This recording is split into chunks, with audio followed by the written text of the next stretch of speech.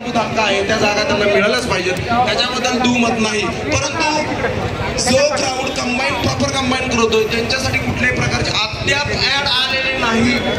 लक्षात ठेवा, ही खूप मोठी शोकांतिका आहे. तुम्हाला जर असं वाटत असेल की 2024 आणि 2025 ची ऍड जर एकत्र आली तर तुम्हाला वाईट वाटून घेऊ नका. त्याच्यामुळे आंदोलनाची दाहकता वाढणं गरजेचं आहे. राज्यसेवा उद्देशित बसलेल्या आंदोलनाचा नाही, समजून घ्या. आंदोलन फक्त कंबाईन वाल्यांसाठी तर महत्वाचं आहे.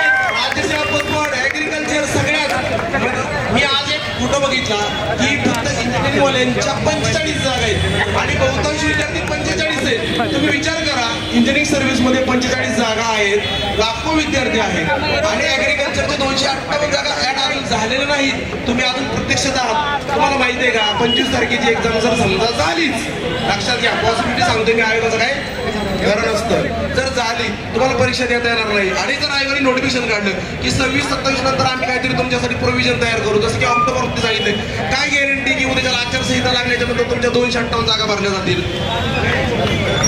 काही गॅरंटी नाही. त्याच्यामुळं रुपालीताई मगाशी बरोबर बोललेले आहेत की डॉक्टर सुवर्णा खरंच जे आहेत की त्या मॅडमचं बोलणं थोडंसं बायस येते.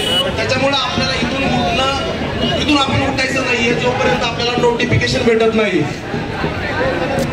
पाठीमागे जेवढे सगळे विद्यार्थी उभे राहिले तेवढे खाली बसा असं त्या विद्यार्थ्यांचं म्हणणं आहे. तर कृपया विद्यार्थ्यांनी लक्ष द्या. कंबाईन राज्यसेवा आणि हे सगळे क्राऊड एकच आहेत.